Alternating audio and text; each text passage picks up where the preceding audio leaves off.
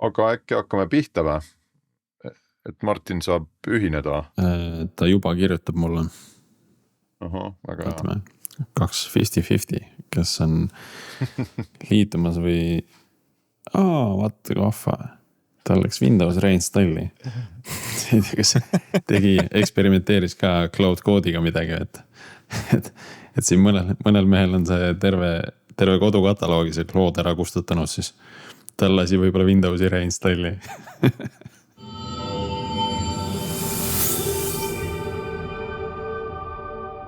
Tere taas Algorütmi kuulama. Uus aasta on korralikult hoo sisse saanud ja ka Algorütm jätkab. Eetris on meie 319. episood, mille toovad teieni LHV, Nortal ja Codeborn. Täna räägime sellest, kuidas on kulgenud LHV pilve kolimise teekond ja kas tegu on nüüd tõesti 100% pilveplatvormil oleva pangaga. Küll oleme selleks kutsunud LHV arhitekti, meiega on Erik Ehrbach ja koos minuga episoodi vedamas taas Erik Jõgi ja äkki meiega liitub Martin ka. Tal on driverid veel puudu. Ühesõnaga, kui Martin saab driverid installitud, siis ta liitub meiega. Et tal algas uus aasta tõesti sellise korraliku uue hooga. Et tundub, et sai Windowsi reinstalli või uue masina või midagi taolist. Aga meie saame siin juba ennast sisse juhatada, et Erik, ma tean, sa oled meil Algorütmis külas juba korra käinud, aga tutvusta ennast siiski meie kuulajatele, kes seda eelmist episoodi veel kuulanud ei ole. Jaa, tere.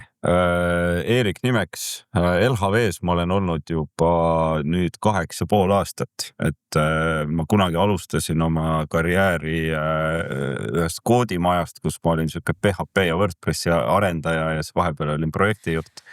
Aga nii-öelda IT-kolledži tee viis mind Javani ja Java viis mind LHV-ni ja siis siia ma olen kinni jäänud ja seda panka ehitanud 8,5 aastat, et kunagi ma tahtsin jubedalt teada, kuidas pank töötab.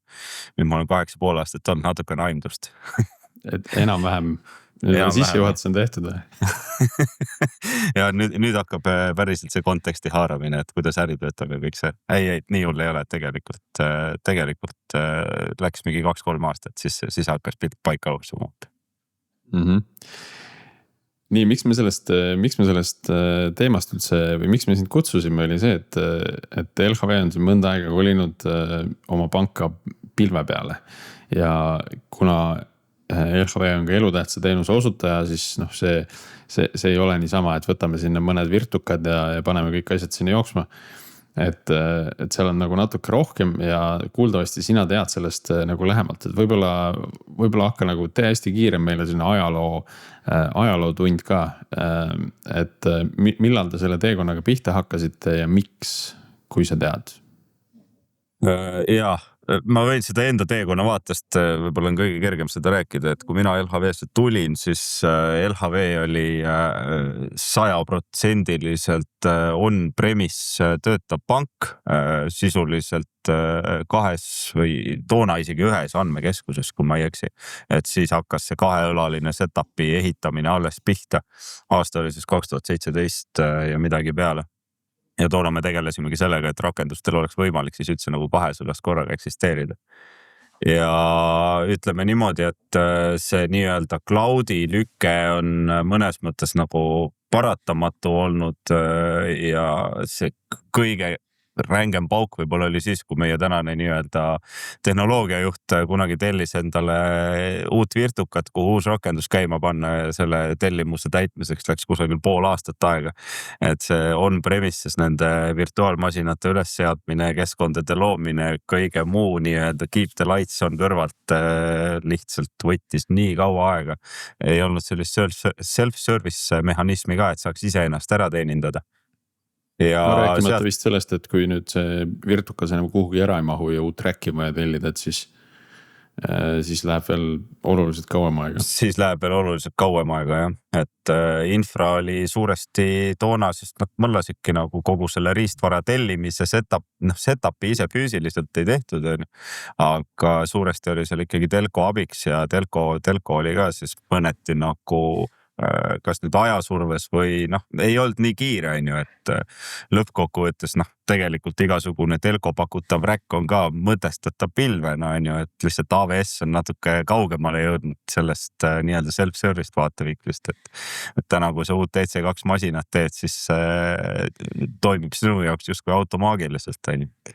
Et sa ei pea vaevlema selles osas, et seal need räkid ja asjad oleks paigas, et sa ei pea selle peale mõtlema.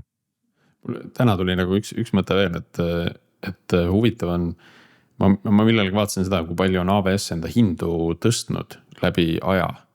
Ja noh, tegelikult see hindade muutus AWS-i teenustel on võrdlemisi marginaalne. Et noh, seal mingi väike tõus on, aga noh, see on selline, ma ei tea, inflatsiooniga kooskõlas, et ei ole nii nagu need mingid teised, et ühesõnaga, et kui vaadata ajaloolisi andmeid, siis risk, et AWS oma hindu tõstab, on suhteliselt väike.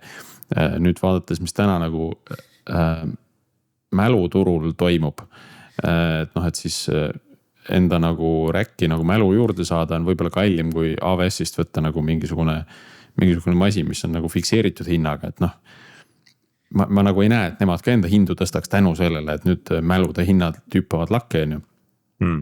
Eks seal tuleb kindlasti mastaabi efekt ka mängu, on ju. No kindlasti jah, aga noh, et sa võidadki nagu sellest nende mastaabist. Just. Tänu sellele, on ju. No väärtus missugune tegelikult, on ju. Nii, aga kui kaugel LHV täna siis on? Kas see minu suur siin hõise alguses, et 100% nüüd pilveplatvormil olev pank peab siis tegelikult täna paika? 100% on alati selline väga ekstreemne number, 100% on ju, et aus vastus on, et ei ole 100% ja ei saagi kunagi olema tegelikult 100%. Et mingi Active Directory serveri jookseb ikkagi nurgas seal nagu mingi laptopi peal. Ei no lõppkokkuvõttes on ka nagu see, et noh, me peame ära defineerima, mis asi pilv üldse on, et kui me räägime regioonist, on ju, siis LHV ei saa olema kunagi noh, hetkel siis 100% ühe AWS-i regiooni peal olev pank olema. Et siin tulebki see hädaolukorra seaduse vaade tuleb sisse ja noh, fakt on ka see, et see teekond on viinud meid sinna, et tükike AWS-i on toodud ka Eestimaale, kus peal me siis neid compliance nõudeid hetke vektoris lahendame.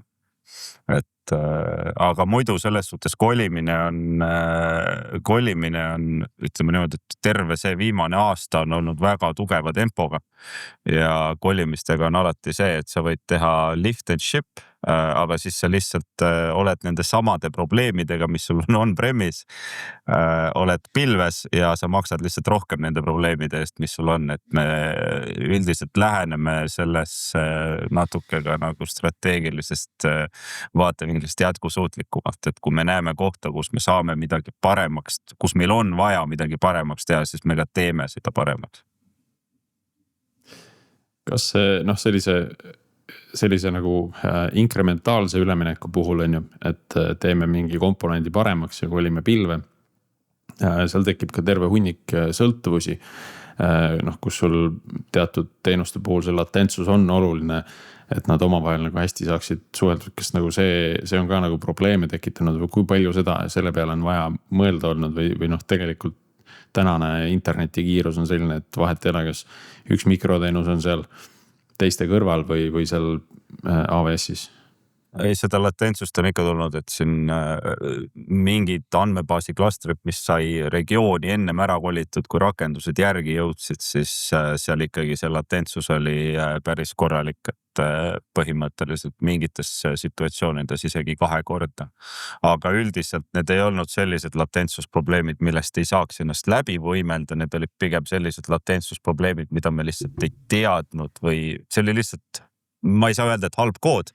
Ta oli nagu lokaalses keskkonnas väga hästi toimiv, aga kui nagu üle võrgu hästi palju round trip'e teha, siis see hakkas nagu mõju avaldama, et kui me räägime kohalikust on-prem rackist, on ju, siis sisuliselt see kaabel liigub võib-olla 20 sentimeetrit allapoole ja see 20 sentimeetri jooksul need bitid liiguvad, on ju, et aga mere alt on vähe pikem tee, et sisuliselt need probleemid olid mõnes mõttes ületatavad, aga jah, mingisugune latentsuse mõõde on ikkagi sees, et päris siis seis ei ole see.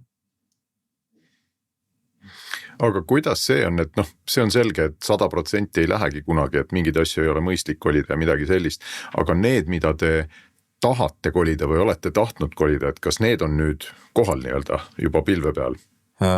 Kõik, mida me, hetkel see strateegia on see, et absoluutselt kõik läheb ikkagi. Nii-öelda siis, kuidas me seda cloud agnostilisse vaatesse, et kõike, mida me nii-öelda eelmise aasta alguses või üle-eelmise aasta lõpus eesmärgiks võtsime, ei ole täna kolitud, aga seal tuleb see Pareto printsiip ka muidugi sisse, et selleks, et nii-öelda 80% või kuidas see oli, et 20% effort'it annab, 20% tuleb. Viimane 20% võtab 80% ajast nagu.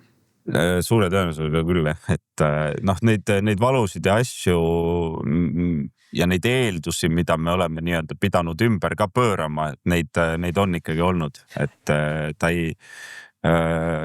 ei ole olnud nagu kõige sellisem straightforward'im path, et lõppkokkuvõttes on sul ikkagi mingisugused eeldused, mis sul mingi aja jooksul saavad ümber pööratud, aga suures pildis ma ütleks ise, et tempo on olnud nagu üle minu enda ootuste. Mina olin ikka tunduvalt pessimistlikum, kui need eesmärgid meil ikka paika pandi, et nüüd läheme ja jookseme, aga infrakutid ja leadership on teinud ikka tegelikult tugevat müüki ja tugevat tööd ja tugevat survetamist, et need asjad ikkagi ära tassida.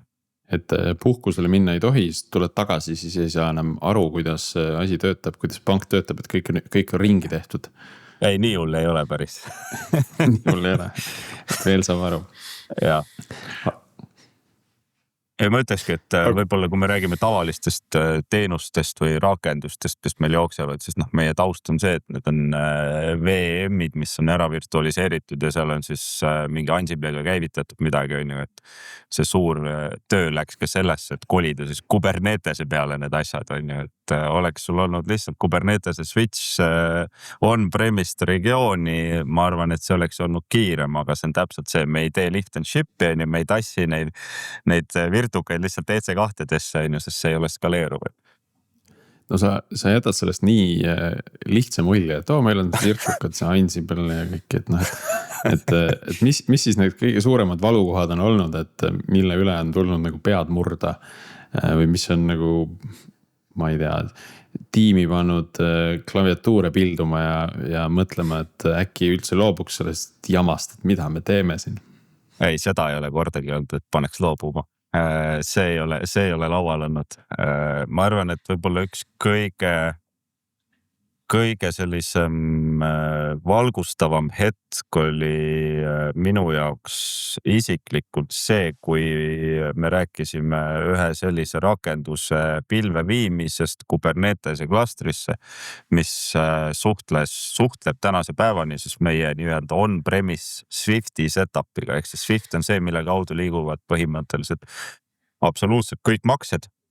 Aga miks see on-premise on see mingisugune Swifti käest saadud mingi riistvaraline moodul, nagu mis peab olema sul serveri küljes? Ja sisuliselt küll, et kunagi, kui LHV üldse nagu arveldusteenuseid ja makseteenuseid hakkas toetama, siis ei oldki muud varianti kui see, et sa võtad endale Swiftist, võtadki riistvaralised komponendid sisse. Sul mingi HSM-i kastid, sul on SRX-i kastid seal, need on Swifti enda poolt. Oota, mis asi SRX on, sorry, ma ei tea seda. SRX on siis sisuliselt see tulemüüri füüsiline seade. Okay. Ja meie kuulajatele ma võin öelda, et HSM-is hoitakse võtmeid turvaliselt. Jah. Et sisuliselt need on nagu Swifti enda poolt tegelikult tarnitud meile ja meie telko poolt siis meie räkkidesse ära sisse lükatud ja juhe taha pandud. Ja nad on nagu Swift ise ütleb, et nad on nagu tamper proof. Me ei ole proovinud, me ei tea, aga suure tõenäosusega nad on tamper proof. Aga ja nii-öelda siis, kui Swiftist endast rääkida, siis seal ongi väga tugevad piirangud selles osas, et kuidas sa oled compliance vastu Swifti enda nõudeid. Et Swift on ise ka, nad nõuavad sult väga palju erinevaid asju ja üks asi, mida nad näiteks nõuavad, on see, et sa pead alati teadma IP aadressi täpsusega, kus sul näiteks päringud või nii-öelda infovoog sinna Swifti secure zone'i sisse jookseb. Aga kui me räägime et sa pead ise vastutama selle logide eest, mis sul nagu, mis sul nii-öelda... Sa pead selle arhitektuuri tehnoloogiliselt niimoodi üles ehitama, et sa suudad ära tõestada Swiftile ja nende auditile ja mingisugusele välisele auditile, et selle IP pealt tuleb ainult see loom siia tuppa ja mitte keegi teine, aga kui me räägime Kubernetese klastrist, mis on suur, on ju, mille sidrulblokk võib olla päris pirakas, on ju, siis noh, seal oligi see, et okei, et me ei saagi seda rakendust üks-ühele üles tassida. Me peame Swifti ja selle rakenduse vahele ehitama uue looma, kes ongi siis põhimõtteliselt DC2 peale püsti pandud staatiliste IP aadressidega ja siis läbi selle proksitakse liiklust. See on nii jabur, no, et sa panedki selle proksi sinna püsti ja siis ikkagi tuled sealt suurest klastrist. Ma ei tea, kuidas see nagu parem on, et... Ei, ta ei ole selles suhtes jabur, et mõnes mõttes jabur on minu hinnangul see praegune setup, et kui sul on 3-4 rakendust, kes suhtlevad Swiftiga, et siis nad käivad sul 3-4 rakendust, kõik käivad vastu Swifti, aga tegelikult Swift on nagu väline sõltuvus, väline liidestus, on ju, mõnes mõttes meie vaatevinklist. Ja kui me peaksime rääkima sellest, et me tahame need füüsilise riistvara sõltuvused ära likvideerida ja tahame võtta Swifti pilveteenused, mis on suhteliselt värske teema Swifti puhul, siis me peaksime seda muudatust läbi juhtima 3-4 kohas, aga kui meil on seal see nii-öelda gateway vaade ees, siis me teeme seda ainult ühes koha.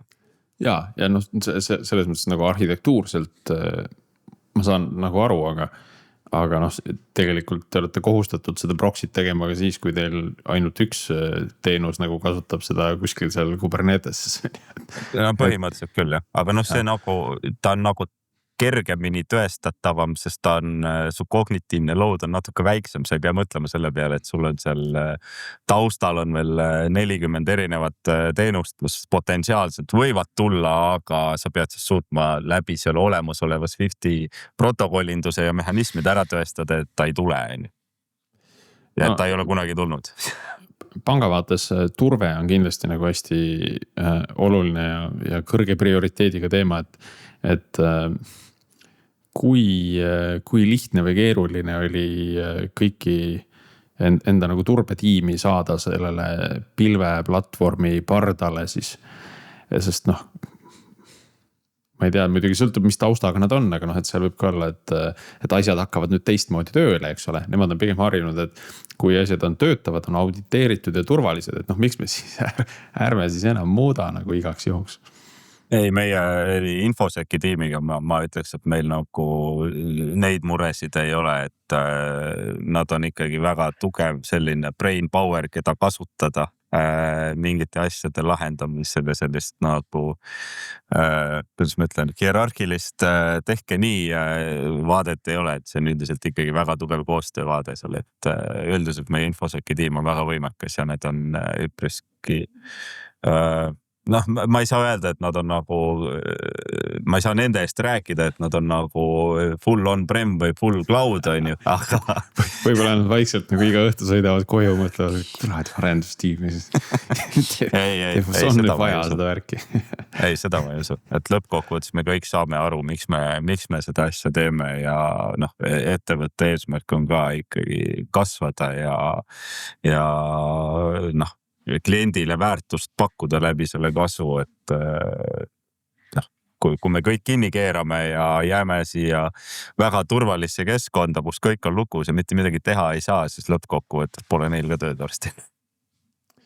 Siis pole kellelgi töö peal.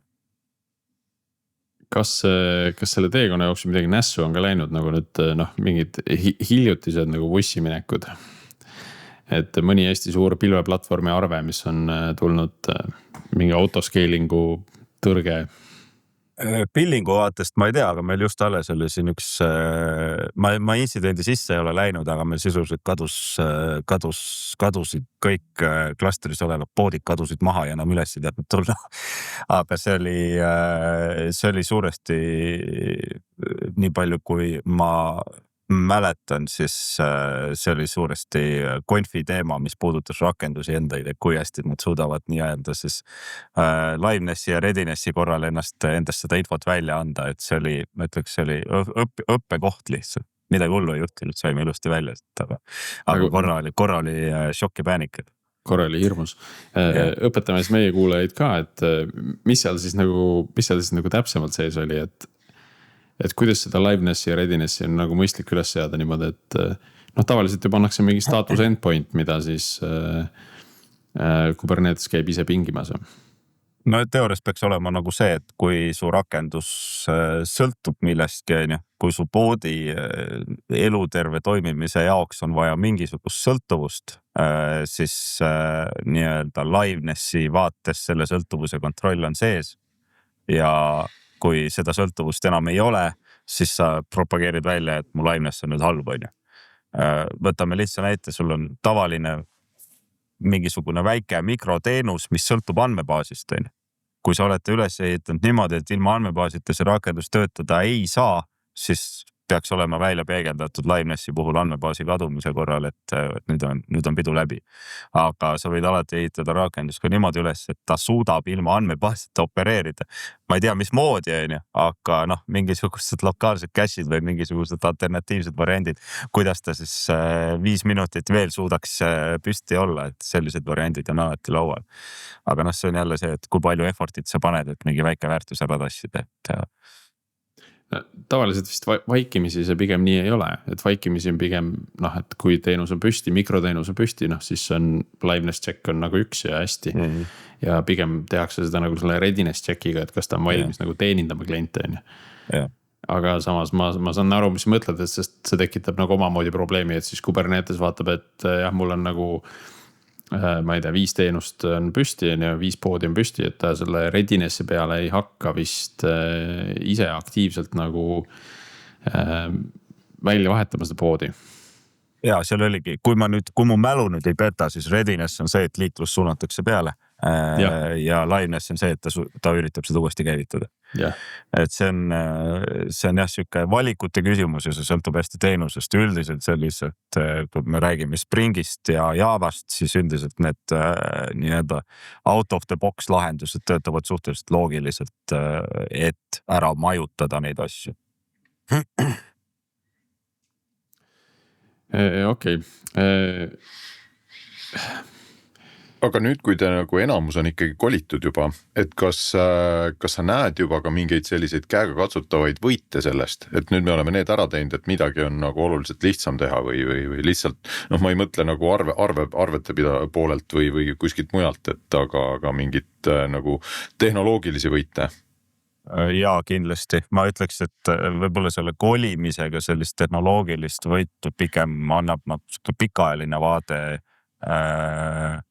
rohkem, aga sellised esimesed võidud, mis tulid, oli tegelikult see, mida meie infratiim tegi nii-öelda kogu selle eeltööna AWS-i organisatsioonide ülesehitamisel. Et tänaseks päevaks on, meil ongi, ütleme, panga AWS-i organisatsioon ja seal sees on siis erinevad organizational unitid, mille sees siis kogu nii-öelda panga teenuste set saab joosta.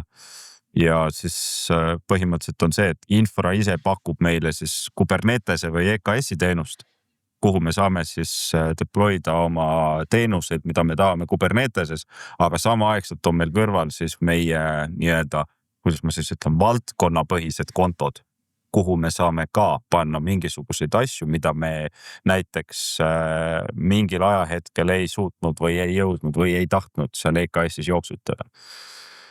Et see nagu andis sellise esimese kiire võidu ja igat asja sa ei peagi sinna EKS-i nagu sisse toppima tegelikult, et mingid asjad võivad sul olla serverless. Palju on serverless asju pangas? Kuidas? Palju on serverless asju pangas? Palju. On? Midagi ikka on, et võtame lihtsa teema, et pangas on hästi palju andmeid, andmebaasides on hästi palju andmeid, et kõik need andmed on vaja kuidagi teha operatiivtasemest raportiivsesse kihti loetavamaks on ju. Või siis operatiivkihist nagu välja tassida on ju, et me hoiame neid andmebaasi ja operatiivbaase nagu ühemana. See on see, kus nagu serverless tuleb väga hästi appi meile, et paned event breach'iga mingi lambda käima, mis sul käib ja sikutab natukene andmeid vahepealselt baasist ära, teeb seda asja ühemaks on ju, et sellised kiired, lihtsad, väiksed võidud on see, mida see nii-öelda AWS on ka meile andnud, mille kaudu me saame sellised asju tegelikult nagu juhtida. Nii, Erik, tahtsid veel midagi küsida? Mul see läks vist juba meelest ära ja okei, et see serverless siin nagu selles mõttes siis tundubki, et ta on nagu avanud võimaluse, et muidu sa peaks seda kuidagi teistmoodi lahendama, et siis see on nagu tehnoloogia, mille see arhitektuur nagu teile annab nagu selles mõttes, et te saate need andmete laadimise lahendada nende serverless lambdadega põhimõtteliselt. No see on üks vektor lihtsalt, kus me oleme seda tänasel päeval praktiseerinud, sest lõppkokkuvõttes LHV tehnoloogiline teekond ja ajalugu on olnud see, et me oleme 20 pluss aastat tugevalt on-prem ehitanud, tugevalt ühe andmebaasi tehnoloogia peale olnud, mille peale me täna tunneme, et me liigume ära uue tehnoloogia peale ja see tähendab jällegi seda andmete rullivat migratsiooni, nende andmete kättesaadavaks tegemist läbi siis pilveteenuste.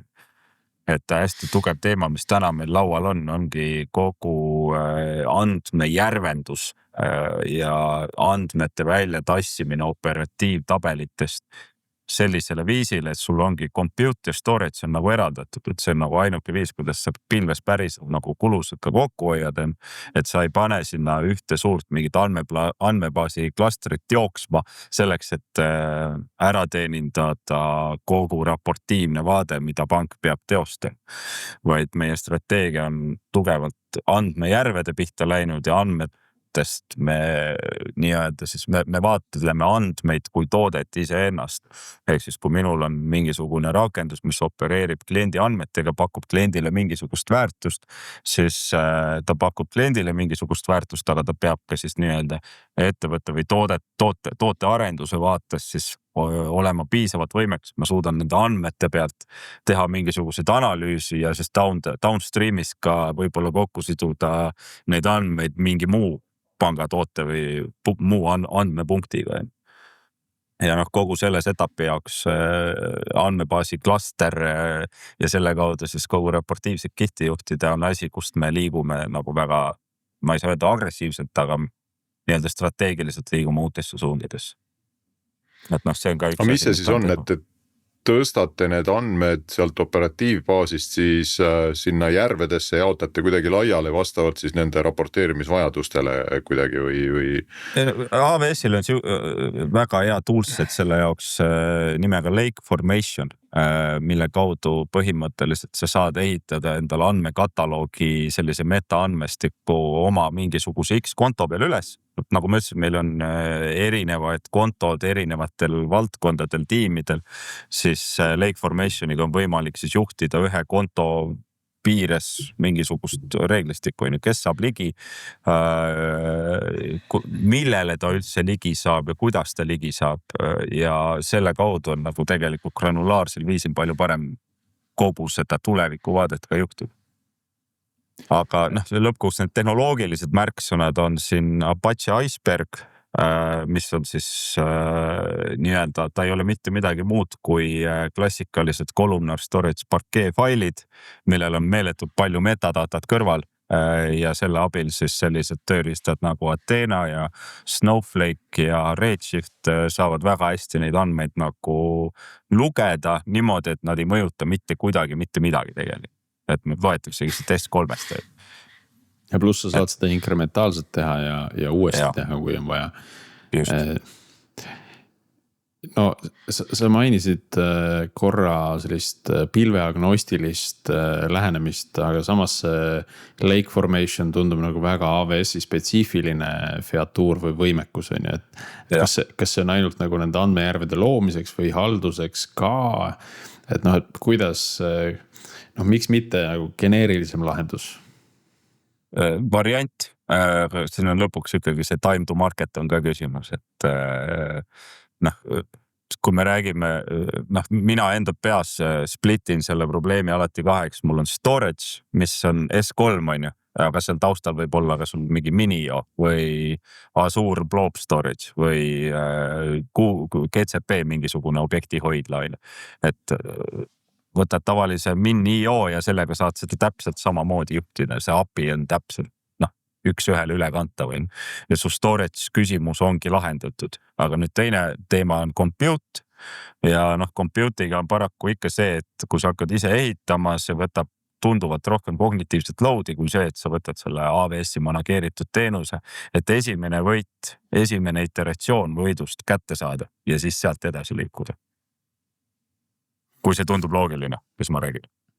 Nojah, et võtame selle kiire võidu ja siis hakkame noh, selles mõttes, et tõenäosus, et ümber tuleb midagi teha, on nagunii olemas. Isegi siis, kui sa proovid selle geneerilise lahenduse peale kolida, et kui sa juba tehnoloogiat vahetad, et siis see risk on alati olemas, et see tehnoloogia tegelikult päris hästi ikkagi ei ole nagu match on ju. Et siis miks mitte valida see, mis on kiirem.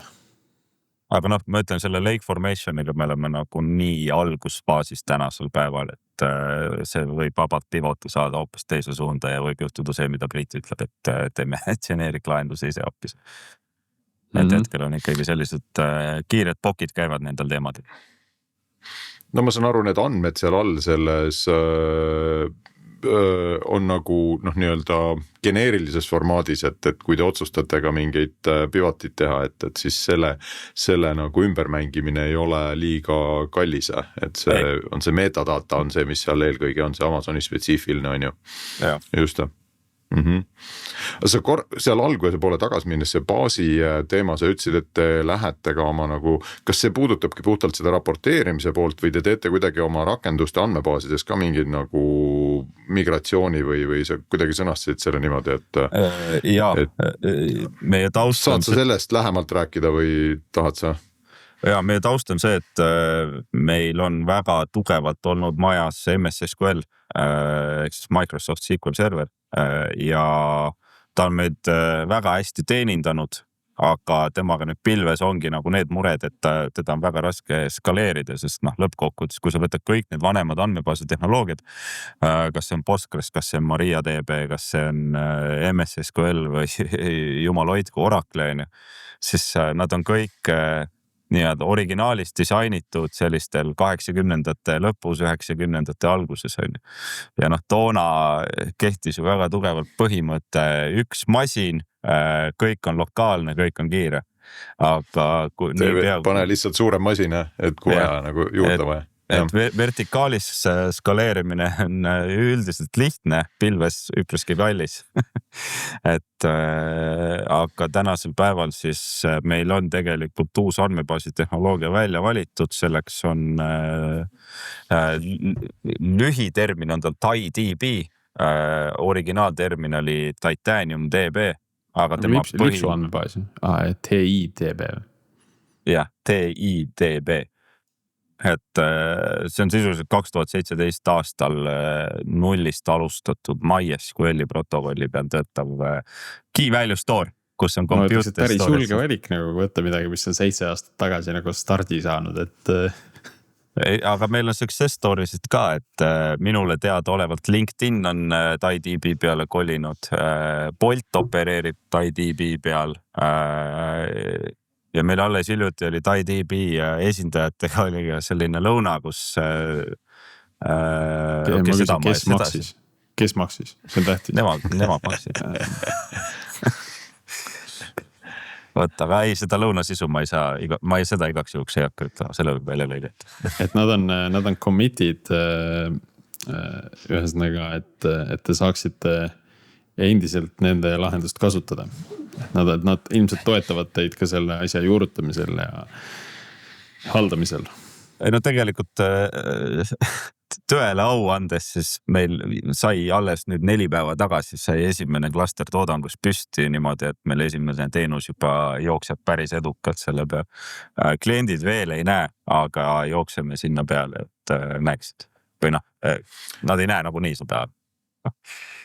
oota, sa ütlesid, see on MySQL-i protokoll või Ja. MySQL, jah, aga seal all on key value pair, et ta nagu siis ei ole relatsiooniline andmebaas või on? Või? Ei, ta on, see setup on nüüd natuke keerulisem kui ainult key value storage, ehk siis sisuliselt ta kasutab, ta on ära, MySQL-i protokoll on esimene kiht sellest ja see on nagu entry punkt.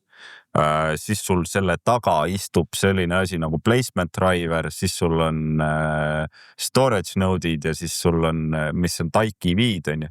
Ja jah, selle asja nimi ongi TiKV, Titanium Key Value Store ja see on täiesti eraldiseisev deploytav tükk on ju. Ja siis on placement driver, mis on siis põhimõtteliselt see compute seal ümber. Ja siis selle placement driveri külge siis saad liidestada erinevaid TiDB mingisuguseid komponente nagu näiteks TiCDC, mis on täiesti eraldiseisev change data capture mehhanism, mis töötab siis selle nii-öelda storage node'ide ehk siis nende key value store node'ide pealt põhimõtteliselt. Ühesõnaga üpriski keeruline tehnoloogia, kui sisse lähed, aga nende põhiväärtus ongi see, et sa saad oma storage'it ja compute'i skaleerida horisontaalselt nii, kuidas sul enda vaja. No nii, nüüd me oleme õige põneva teemani jõudnud, mulle tundub see. Just, minu meelest ka. See tuumani, et kuidas see, noh, et kui sa ütled, et selle peale mõte nagu üle minna, et pank oli enne ju relatsioonilises andmebaasis ja nüüd me räägime key value store'ist, et noh, et see tähendab. Ei, aga see on endiselt relatsiooniline andmebaas. Aga ta lihtsalt hoiab oma andmeid key value's. Jah, ta hoiab oma andmeid lihtsalt key value's. Kas, kui te seda tehnoloogiat valisite, et noh, ma saan aru, et selle TiDB nagu põhiline noh, nagu point on see, et ta on nagu mõeldud juba sinna pilve deploymiseks, et sul on nagu palju neid nõude. Et noh, alternatiiv, kuidas varem nende ükskõik sinu loetletud varasemate baasidega seda tehti, oli lihtsalt klassikaline sharding on ju nagu ütleme rakenduse tasemel juba noh, eelkõige, et baas ise ei teadnudki, et temast nagu on 7 tükki veel samasuguseid. Et kas te kaalusite ka nagu selliseid alternatiive või see oli nagu pigem, et nii sellega on olemasolevat rakendust või sinna peale on olemasolevat rakendust lihtsam kolida või sinna TiDB-sse või? Ma ütleks, et see TiDB said väga tugevat infrapoolset buy-in'i, et lõppkokkuvõttes on see, et nagu ikka tehnoloogilisi valikuid tehakse ka inimeste alusel, kes millesse usub natuke. Et sealt sa võid neid analüüse teha, palju sa teed, on ju, aga lõpuks see analüüsi tegija ikkagi kallutab, isegi paha aimamatult kallutab selle sinna suunda ära, kus temal nagu tunnetus on, et see võiks nagu olla. Ja ma ütleks, et see tehnoloogia valik ei olnud, see tekitas diskussioone, aga ma ütleks, et need diskussioonid olid vajalikud, me teadvustasime mingisuguseid muresid, mis sellega on, aga lõppkokkuvõttes ma arvan, et selle TiDB suurim väärtus on ka see, et see on open source. Tänasel päeval see on päriselt nagu open source, see ettevõtte Pinkcap pakub ka nii-öelda pilveteenust manage'ina, aga see on nagu selline open source'ide mingisugune stiil, et me pakume mingit asja, mida sa saad ise püsti panna ja siis kui sa tahad manageeritud, siis tule ja maksa meile natuke ja me teeme selle asja sinu eest ära, et see on umbes nagu Grafana OS versus Grafana Labs töötab, et suhteliselt sarnane mõte. No teatud riskid ja teie hakkategi see on sellega kaasas ju, no me oleme siin näinud, ma ei tea, Redise ja ka vist Mongo näitel seda, et see open source nagu võib-olla ühel hetkel enam ei tähenda midagi, et sa võid hakkama ikkagi nagu, no siis hüppavad mingid alternatiivid, kes ütlevad, et me oleme TiDB compatible ja teevad ikkagi uut asja, mis on open source. Ja ei seda kindlasti, aga noh, selle müügi argument ongi see, et protokoll on MySQL, et meil oligi üks rakendus, mille me eelmise aasta lõpus tootes käima panime, ta jooksis esialgu RDS-i peal, MySQL Aurora peal ja siis kui me nüüd selle TiDB püsti saime, siis oli lihtsalt kiire switcheroo rakenduse jaoks. Noh, ma ei saa öelda, et mitte midagi ei muutunud, midagi ikka muutus, aga üldiselt see protokoll oli sama ja sellega ei tekkinud nagu neid selliseid probleeme, mis sul tekib täiesti andmebaasi tehnoloogia ja protokolli väljavahetamise endil. Ja sellel ongi nagu see põhiline soovituslik lähenemine ongi see SQL ikkagi, see MySQL, et ei ole niimoodi, aga et kui sa veel suuremat performance'it tahad, siis jäta see kiht vahele ja mine siit mööda otse sinna key value store'i või midagi sihukest, et see on nagu mingi tõlkekiht seal vahel ikkagi, et ja see ongi nii mõeldud tegelikult. Ja. Sisuslik ja fully assid ka, et seal kõik toimuks. Et soovitan kindlasti lugeda selle TiDB peal, et nad Eestis teevad päris aktiivset müüki. Tean, et aga kui see on täiesti open source, et kas siis, mida nad müüvad siis oma seda pilveversiooni või kui teie panete oma pilve selle, et kas teie võtate siis selle open source versiooni või miks nad teile nii ogalega müüvad? Nad müüvad seda varianti, et sa saad, see termin oli bring your own cloud. Ehk sa saad kuidagi sisuliselt, ma ei ole lugenud selle nii-öelda offeringu kohta täpselt, ma päris puusalt ei hakka siin tulistama, aga sisuliselt jah, see müügiargument täna on see, et nad pakuvad sulle pilvepõhist setup'it mingisuguse pricing'u alusel ja seal on erinevad paketid, nii nagu ikka mingi starter, business, enterprise variandid ja lõppkokkuvõttes on ka see, et sul tuleb seal mingisugust väärtuspakkumist natuke rohkem juurde. Et seal viimane asi, mis nad launchisid, oli TiDBX, mis on põhimõtteliselt, kas ta oli vist see, et sul on S3 ja nii-öelda vektor storage'i vaatest on sul selline nii-öelda võimekus tekitatud, mida sa saad siis pilveteenusega kasutad. Just nagu see, AI on kuum teema, et Oota, aga tehnoloogiliselt, kas seal on veel eeliseid nagu sellest, et sul on storage ja compute on eraldi, ma ei tea, mingid jõudluse mõttes, mingis mõttes see annab nagu jõudluse eelise, et sa saad compute'i skaleerida nagu agressiivsemalt, on ju. Aga just nagu, et mida nagu arendaja tunneb, et kas arendaja vaates nagu muutub midagi üldse, kas ta peab hakkama midagi nagu teistmoodi tegema, avanevad mingid uued uksed, ma mõtlengi, kui meil on siin hunnik ettevõtteid, kes relatsioonilist baasi täna kasutavad ja on uut tehnoloogiat otsimas, on ju, et mida TiDB neile annaks. Ma panen sul nüüd sellise natuke müügimehe rolli. Ma arvan, et kõige parem on selle kohta ise lugeda, mis meie kogemus on see, et see arendaja kogemus on see, et kurat töötab päris hästi. See on see, mis ma täna hommikul köögis kuulsin, kui toodangust esimesed suured mahud välja lasti ja mingisuguse pika suure ajaloo välja võtta, see asi 150 millisekundiga välja teenindas, aga siis tuli välja 80 millisekundit, seal sees oli ka mingi teise teenuse päring. No vot, see on kõik, mis loeb. Päeva lõpuks on see kõik, mis loeb. Okay. Aga kas see visioon on, vähemalt tänane visioon on see, et üritada enamus asju sinna üle kolida või? See sõltub hästi. Need, mis on siuksed online asjad, et nagu jah. See sõltub hästi palju teenusest, mina olen natuke võib-olla pedant selles kohas, et mulle meeldib, kui asjad on võimalikult palju samasuguse tehnoloogia peal, sest siis sul on kergem ka, ma ei tea, leadership'i tasemel seda ressurssi juhtida, sa ei pea uues tiimis mingit missiooni execute imisel siis selle uue tehnoloogiaga ennast hakkama nullist nagu ära harjutama, aga see sõltub hästi palju nagu use case'ist, et kui sa suudad ikkagi mingisuguse sul vaja mingit hästi lihtsalt lolli asja, sest TiDB võib olla vägagi overkill selle asja jaoks, et seal hakata uut andmebaasi ehitama ja kogu seda setup'i siis enda jaoks ka monitoorima, et võib-olla mingites serverless maailmakihtides, mis ei ole siis elutähtsa teenuse asutamise vaatevinklist ka nii olulised, sa võid teha selle dünamo peale ja pane see lambda ja API gateway või mis iganes su vaja on seal tööle ja rahuma. Et saab kiiremini minema ja asja käima, on ju. Ja lõppkokkuvõttes see iteratiivne vaade ongi see, et esimene kiire võit pilve pealt tulebki see, et sul on nii palju nagu tarkvarapõhist konfi võimekust, mida sa saad lihtsalt ära juhtida ja sa ei pea koheselt hakkama mõtlema nagu väga keeruliste probleemide peale, mis tegelikult on juba see nii-öelda manageeritud lahendustes läbi mõeldud ja võib-olla sul ei olegi vaja seda kõike nii hulluks ajada enda jaoks. aga nagu sa ütlesid, et arhitekti vaade, et tahaks nagu asju võimalikult ühtemoodi hoida või noh, nii palju kui saab, et aga kuidas tegelikult see pilve liikumine on olnud, et kas see on nagu, on asju rohkem ühenäoliseks ajanud või tegelikult on see toonud inimestele võimaluse juurde, et me tahame siin seda lambdat ja me tahame siin seda ja seda Amazoni teenust ja seda kasutada ja siin on see põnev tehnoloogia, et paneme selle mingi nõudi siin püsti ja et kuidas see dünaamika on?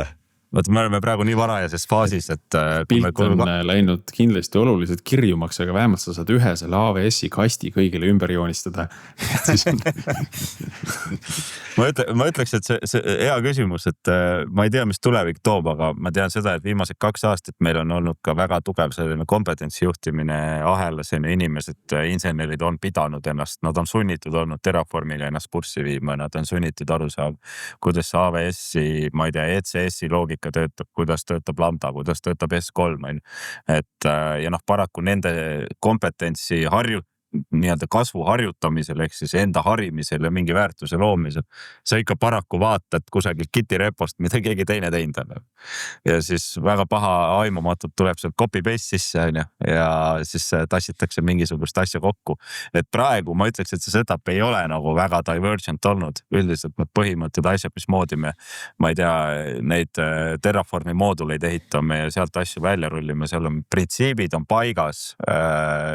Üldiselt seal nagu mingisuguseid väga suuri muresid ei ole. No kokkuvõttes läheb ikka paremaks, et ei ole nagu selline Wild West, et me nüüd et kui see protsess on juhitud, siis ta ei olegi Wild West on ju. Et mitte, et meil on siin pilveplatvorm ja kõik tiimid hakkavad nüüd minema, minge oma äranägemise järgi kuidagi ja siis, siis ta läheb Wild Westiks ära. Aga et kui seda natukene juhtida, siis pigem ikka tekib see ühetaolisus, see homogeensus sinna ka nagu sisse. Ja lõpuks on ka see, et selliseid suuri kolimisi on sulle alati kõige mugavam nii teha, et mingi vend jookseb ees oli. Et ta ise oma vaimusilmas kujutan seda sellise rongisõiduna ette, et meil on see vedur, kes sealt ees sõidab ja siis tal on need vagunid sabas ja peakski olema ühe näol. Et niimoodi me oleme lähenud. Kas ma tean, et eelmine kord oli jutu sellest, et või ma kuidagi mäletan seda, et pigem olid kõik tiimid olid nagu poolt, et et lähme pilve peale, et see oli nagu hea, see oli positiivne asi, eks ole. Kas nüüd selle aasta jooksul on nagu tulnud ka selliseid inimesi välja, kes ütlevad, et ei, mulle see pilvevärk ikka ei passi, et ma olen, ma ei tea, nokin mingit embedded tarkvara kuskil riistvara peal hoopis. Rauale lähemale saaks olla. Ei ole kuulnud küll sellist marinat, et üldiselt kui sa annad inimestele võimaluse ehitada, võimaluse tegutseda, toimetada ja see päriselt läheb tööle ja nad näevad seda võitu, siis ma ütleks, et see on nagu kordades parem, kui ta oli meil kunagi. Võib-olla ma küsin teistmoodi, et kui nüüd nende AI asjadega me oleme näinud seda ja kuulnud päris mitmes episoodis seda, et hästi läheb nendel tiimidel, kes pühenduvad nagu 120% nagu sellele asjale. Et kes ütlevad, et et me teeme nagu AI first ja siis me proovime AI second ja siis me proovime AI third ja kui siis ei tööta, siis me muudame arhitektuuri ja muudame protsessi ja siis proovime nagu 4. korda ka veel AI-ga seda asja teha. Et see sama nagu see suhtumine, et me kolime kõik 100% pilve, et kas sa näed, et see pilve kolimisel on täpselt sama oluline see, et sa ei jäta nagu ühtegi juppi maha. Võtame selle sama Swifti näite. Vaata, kui lihtne oleks see jätta nagu sinna riistvara klotsina tööle. Et miks me teeme, miks seda investeeringut teha, et see nüüd sinna pilve kolida nagu, et see täna on seal ju olemas, isegi see proxy on olemas, et miks nagu üldse nagu sinna nagu raha matta, et seda nagu sinna SaaS-i poole nagu kolida.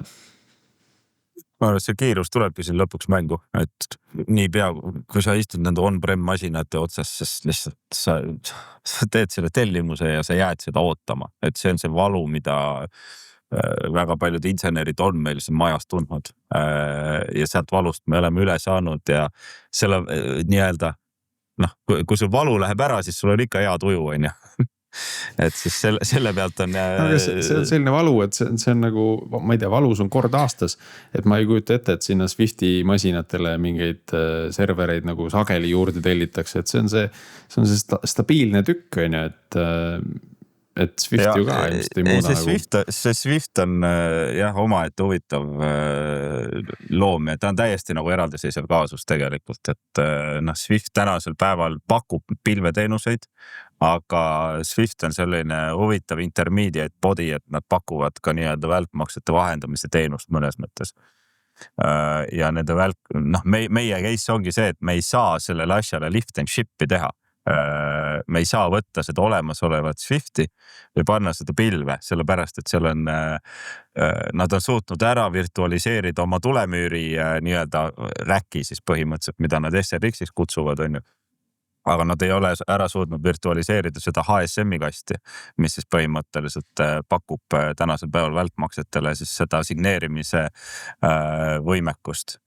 Ja see on see koht, kus meie grupis, LHV grupis Sõsarpank on tegelikult lahendanud selle ilma Swiftita, et nad on läinud otse siis nii-öelda maksevahendaja või nii-öelda makseskeemi liidestuste vastu ilma Swiftita, et mõnes mõttes see Swift on ka olemuselt nii-öelda organisatsioonina mõnes mõttes sellises kohas, kus mina isiklikult vaatan neile küll sellise pilguga ette, et otsa, et kas te nüüd tulete ka kaasa selle cloudi maailmaga, et üldiselt nad tulevad, aga kui ma rääkisin meie Amazoni technical account manager'iga siin, kui AWS-i Eesti kontorit avati, siis üldiselt seal on ka ikkagi natukene nurinat kuulda, et üldiselt need makseteenuse pakkujad ja makseteenuse vahendajad, nad on natuke aeglasemad olnud, et nendega ei ole kõige kergem seda koostööd ja seda cloud agendat nagu lükata, kuigi nad teevad koostööd ja nad räägivad ja see on lõpuks kõige olulisem, et muutus toimub ikkagi, et.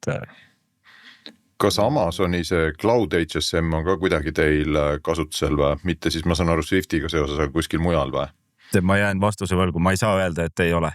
Ma tean, et see on vestlustest kusagilt läbi käinud, aga ma ei tea, kas selleni on jõutud. Ma just mõtlesin, et äkki teil on mingi nägemus seda, et või Swiftil, et miks nad siis seda ei saaks kasutada, et see vähemalt peaks olema ideoloogilises mõttes samasugune toode, aga võib-olla seal on ka mingid usalduse küsimused. Kui ma pool aastat tagasi seda kogu Swifti teemat uurisin, siis see Cloud HSM käis küll läbi sealt AWS-i dokumentidest, aga ühesõnaga AWS-i Swiftiga seotud dokumentidest, aga ta ei käinud läbi kordagi nagu Swifti enda dokumentatsiooni nii-öelda space'ist, et see on asi, mida nad tänasel päeval tegelikult pilves ei toeta, nad on selle teisiti lahendanud, et lihtsalt, et ma valesti ei kõlaks, Swift pakub pilvepõhist lahendust, aga nad pakuvad seda siis nii-öelda siis inimkeeli aeglaste maksete jaoks, mis tähendab suuresti korrespondentpanganduse makseid ja neid makseid, mis liiguvad terve nädalavahetus.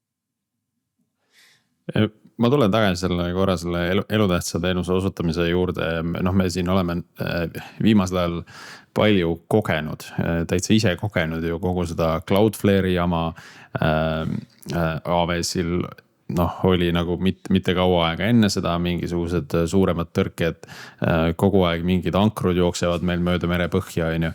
See, kuna teil on see mingi räkk on siin ka Eestis, tükika AWS-i on Eestisse toodud, et siis ilmselt see ankru lohistamine meid nii palju ei mõjuta.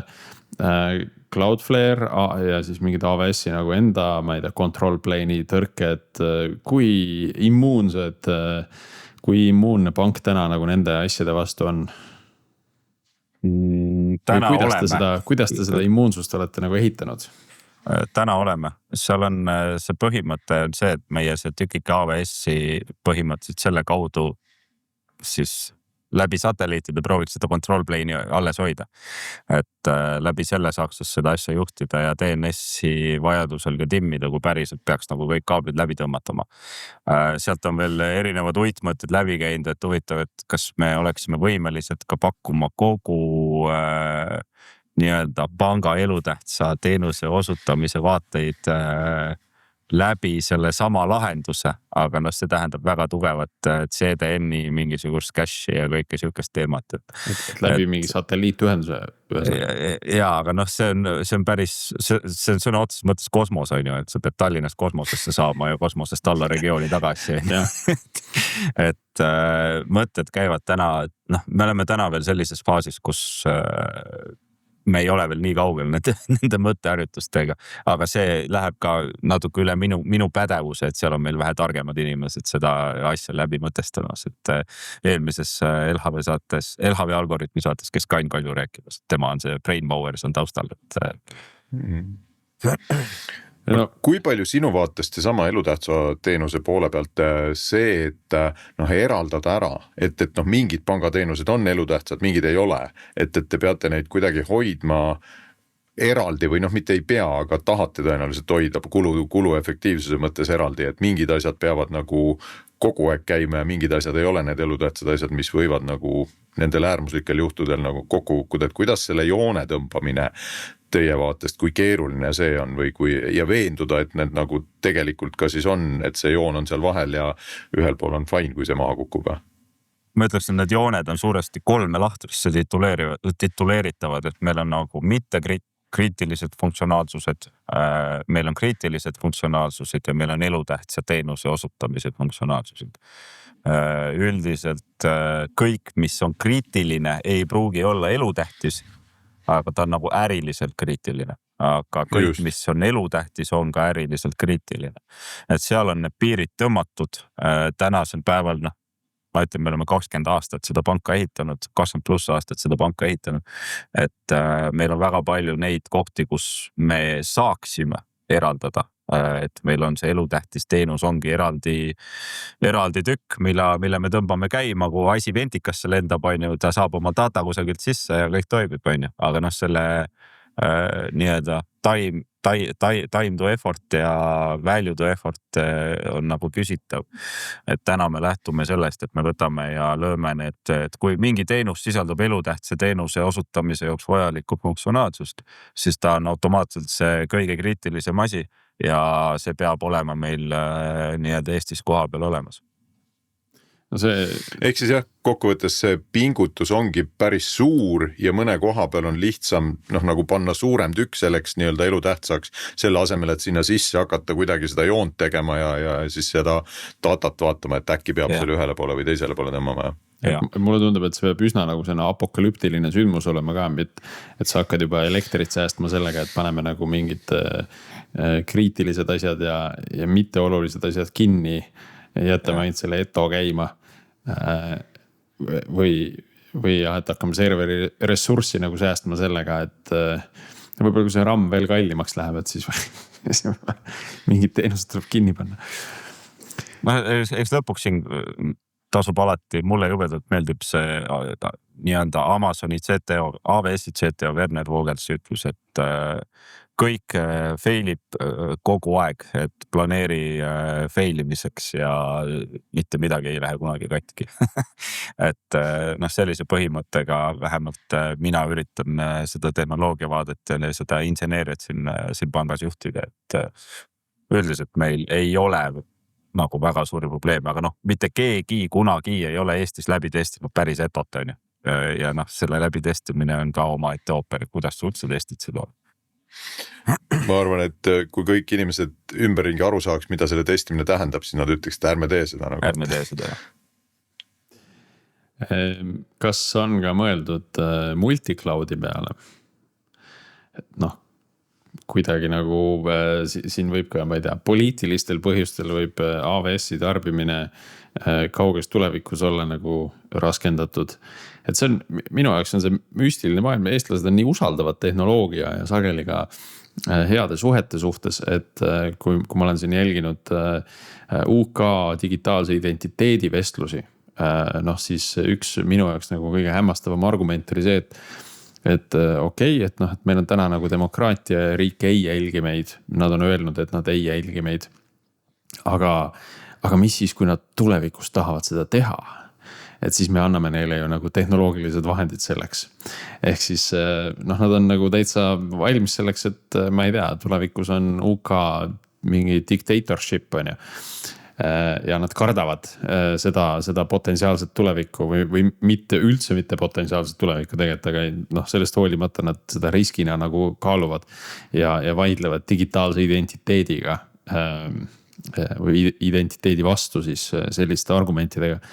Et noh, samade argumentidega võib ju mõelda, et noh, AWS on täna meile hea ja mõnus teenus, aga kui nad ühel hetkel ütlevad, et nüüd on hind nagu 2 korda kõrgem või et Euroopal on hind 2 korda kõrgem, et mis te siis teete?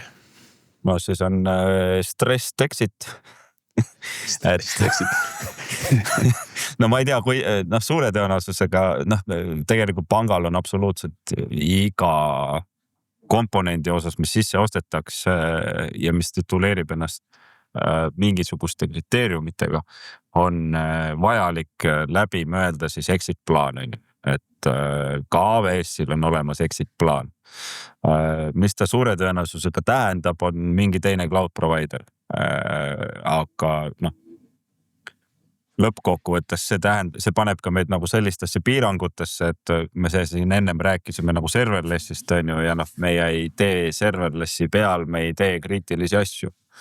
Aga lõppkokkuvõttes, kui küsimus on see, et mis juhtub siis, kui AWS keerab hinna 3-kordseks või läheb mingiks trampimiseks, siis... No siis tuleb multicloud on ju, siis kolid selle Eto üle, elutähtsad asjad üle, osa asju jääb sinna serverlessi peal nii kaua, kuni ka need lõpuks ära kolitakse.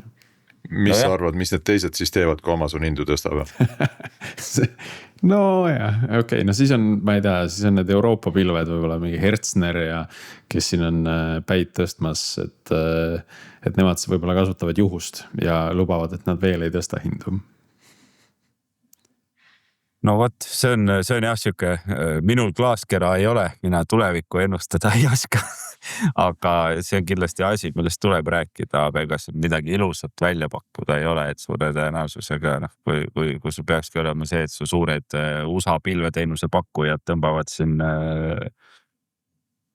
hinnad lakke või tekitavad situatsiooni, kus Euroopa Liit enam ei taha seal, Euroopa Liidu kriitilised teenused ei taha seal AWS-i või Google Cloudi või Azure'i peal enam olla, siis on nagunii natukene kiviaja moodi see asi koheselt. Jälle apokalüptiline. Ja, et see on see asi, mida me ka testida ei taha. No nii, Erik, kas jäi veel hingele mõni teema, millest sa arvasid, et sa saad siin episoodis rääkida, aga mille kohta me veel küsida ei ole osanud? Et ma isegi ei oska, ma arvan, et mina enda laua pealt sain põhimõtteliselt kõik suuremad teemad õrnalt puudutatud äkki. Said hingelt ära?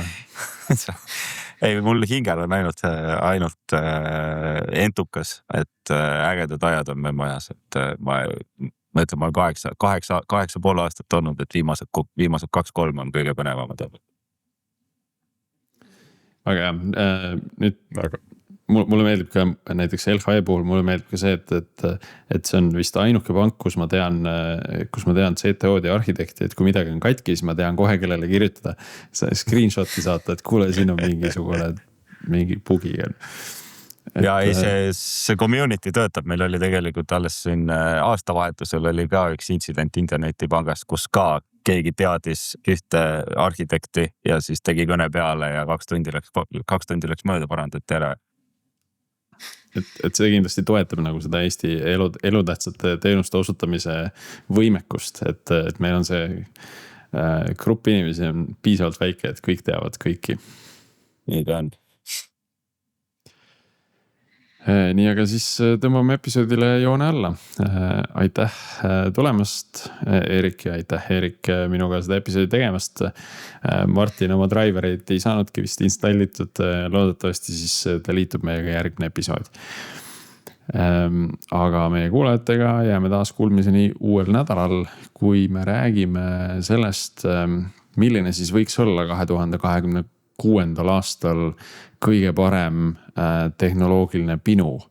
Et me rääkisime sellest, ma nüüd ei ole kindel, kas aasta või natuke rohkem tagasi Maido Kääraga, kes siis tuleb taas oma mõtteid jagama, et kuidas siis valida tehnoloogiaid sellel aastal. niimoodi, et need asjad kestaks. Ja siis me kuulame ja mõtleme ka selle eelmise episoodi peale, soovitan ära kuulata enne. Et mis ta siis enne soovitas, et kas see nüüd endiselt kehtib. Sest tegelikult mulle tundub, et maailmas on üsna palju vahepeal muutunud. Ja võib-olla siis seega mõjutab neid uusi otsuseid, eks näis. Aga aitäh kuulamast ja kuulmiseni uuel nädalal.